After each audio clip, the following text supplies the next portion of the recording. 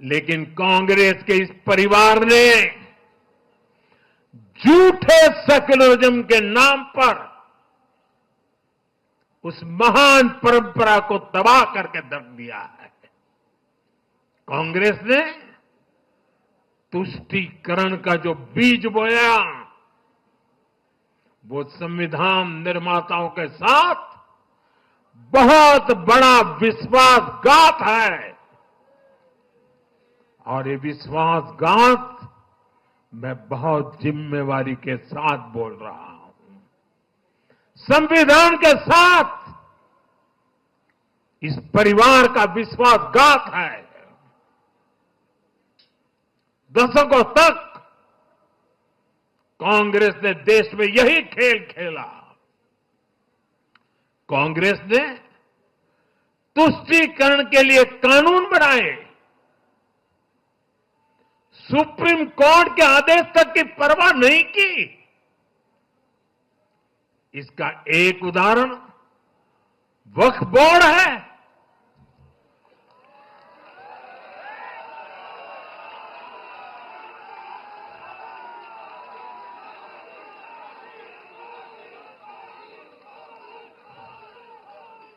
दिल्ली के लोग तो चौंक जाएंगे। हालात ये थी कि 2014 में इन लोगों ने सरकार से जाते जाते दिल्ली के आसपास की अनेक संपत्तियां वक्फ बोर्ड को सौंप दी थी।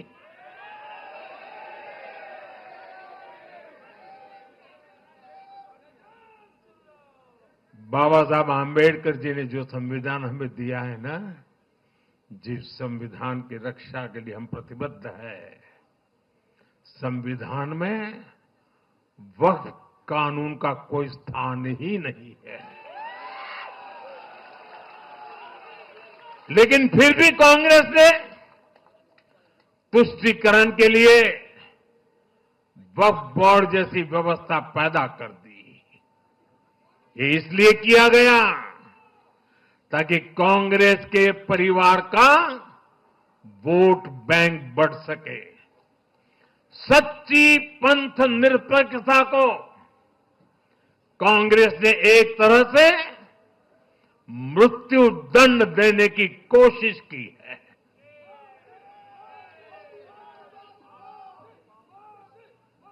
साथियों, कांग्रेस के शाही परिवार की सत्ता भूख इतनी विकृति हो गई है कि उन्होंने सामाजिक न्याय की भावना को भी चूर चूर कर दिया है। एक समय था जब कांग्रेस के नेता इंदिरा जी समेत खूब जात पात के खिलाफ बोलते थे, पब्लिकली लोगों को समझाते थे, एडवर्टाइजमेंट छापते थे। लेकिन आज यही कांग्रेस और कांग्रेस का एक परिवार खुद की सत्ता भूख को शांत करने के लिए जातिवाद का जहर फैला रहा है। इन लोगों ने सामाजिक न्याय का गला घोंट दिया है।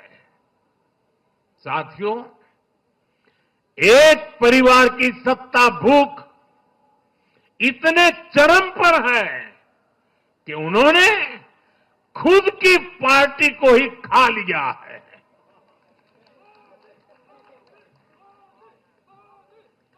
देश के अलग अलग भागों में कई पुराने जमाने के कांग्रेस कार्यकर्ता है, पुरानी पीढ़ी के लोग हैं जो अपने जमाने की कांग्रेस को ढूंढ रहे हैं। लेकिन आज की कांग्रेस के विचार से, व्यवहार से, आदत से उनको ये साफ पता चल रहा है कि ये वो कांग्रेस नहीं है। इसलिए कांग्रेस में आंतरिक रूप से असंतोष बहुत ज्यादा बढ़ रहा है। उनकी आरती उतारने वाले भले आज इन खबरों को दबा के रखे, लेकिन भीतर आग बहुत बड़ी है। असंतोष की ज्वाला भड़क चुकी है। सिर्फ एक परिवार के ही लोगों को कांग्रेस चलाने का हक है। सिर्फ वही परिवार काबिल है, दूसरे नाकाबिल हैं। परिवार की सोच ने, इस जीत ने कांग्रेस में एक ऐसा माहौल भी बना दिया कि किसी भी समर्पित कांग्रेस कार्यकर्ता के लिए वहां काम करना मुश्किल हो गया है। आप सोचिए, कांग्रेस पार्टी की प्राथमिकता आज सिर्फ और सिर्फ परिवार है। देश की जनता उनकी प्राथमिकता नहीं है। और जिस पार्टी की प्राथमिकता जनता न हो, वो लोकतंत्र के लिए बहुत ही नुकसानदायी होती है। साथियों, कांग्रेस का परिवार सत्ता के बिना जी नहीं सकता। चुनाव जीतने के लिए लोग कुछ भी कर सकते हैं। दक्षिण में जाकर उत्तर को गाली देना, उत्तर में जाकर के दक्षिण को गाली देना, और विदेश में जाकर देश को गाली देना।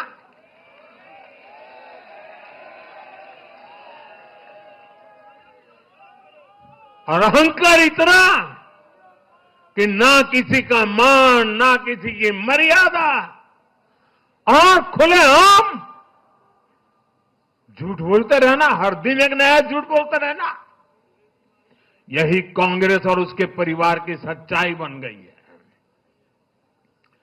आज कांग्रेस का